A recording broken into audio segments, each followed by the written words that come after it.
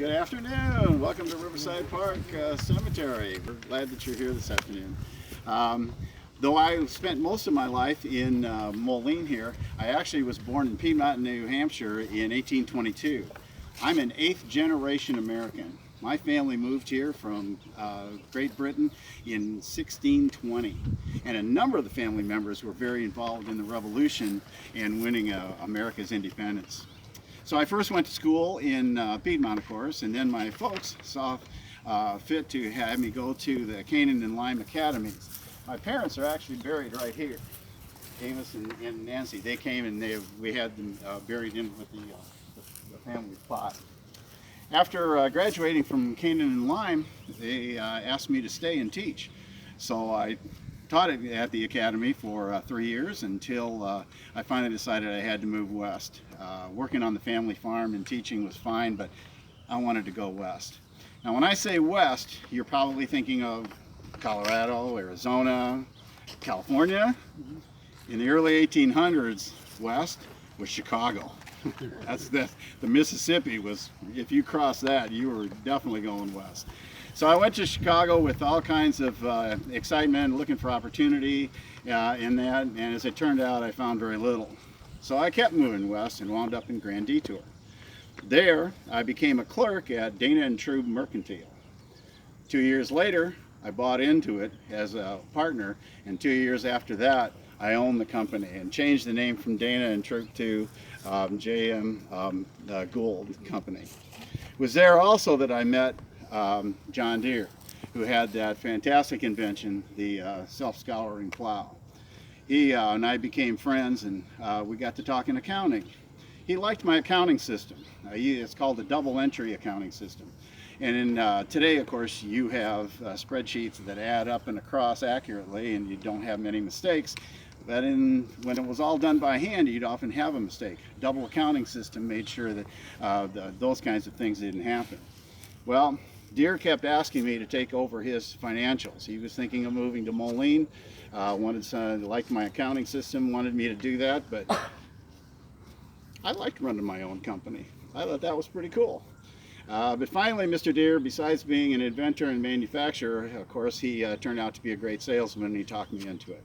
So we moved to Moline and formed Deere, Tate, and Gould. Mr. Deere was the president of the organization, and I was the financial officer. A few years later, Mr. Deere decided to reorganize, and he reorganized to Deere & Company, which is how you know the company today.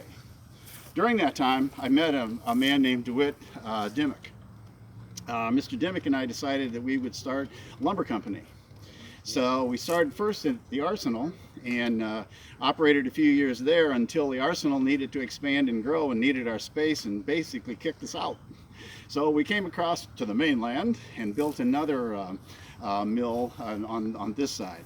Mr. Dimmick was our president until 1883 when I took over the company. We had 2 horrendous fires. In a lumber mill, that's a hard thing to control, especially back in that time. One in 1853, one in 1875.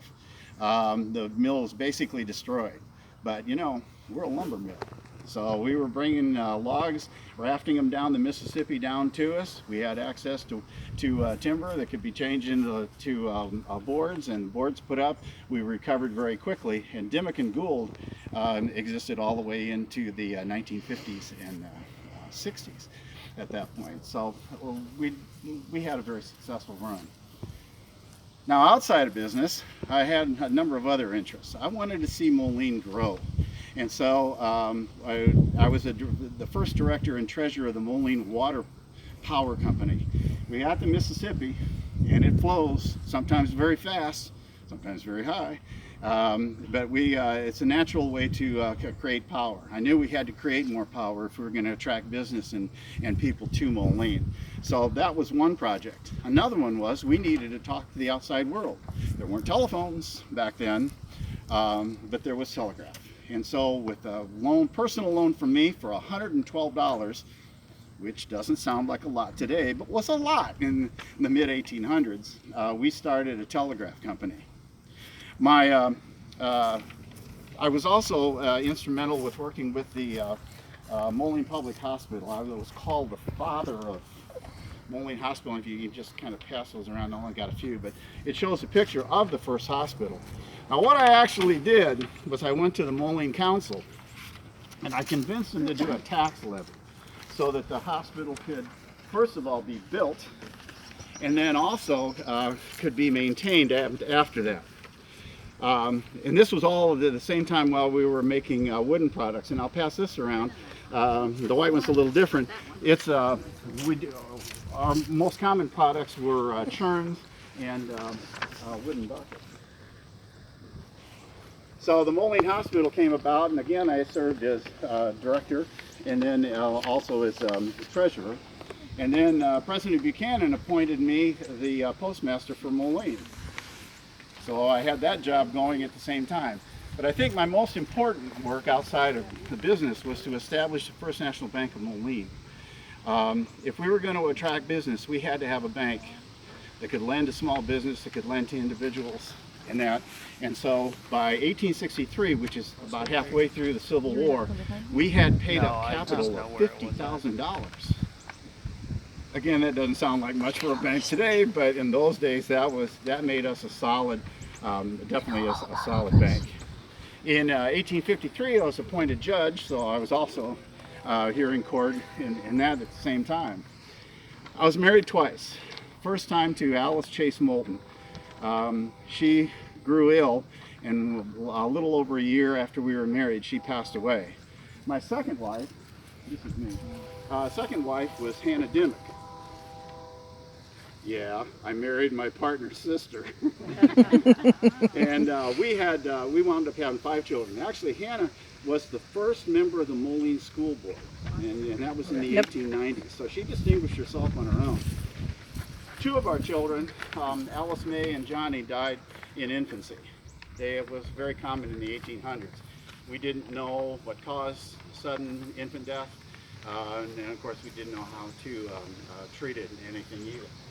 My other children, Fred, Marcia, and Franklin, they all grew up, although the 2 boys wound up in Texas, which was nice because when it was cold here, I went to Texas and survived. That part was good. In 1912, I was driving my electric car. Yes, we had electric cars in 1912, and the battery died. So I parked the car, and a few blocks over was a good friend of mine, Earl Alts. And so I walked over to see him, but when I walked up onto the porch, I had a massive stroke and died. In my obituary, though, they said that the pleasantness of his smile and the kindness of his bearing was never bowed by his 10 years. I enjoyed that. I had a successful life. I did a lot, I think, for Moline to help Moline to grow and to prosper. So there you have it, a kid from New Hampshire.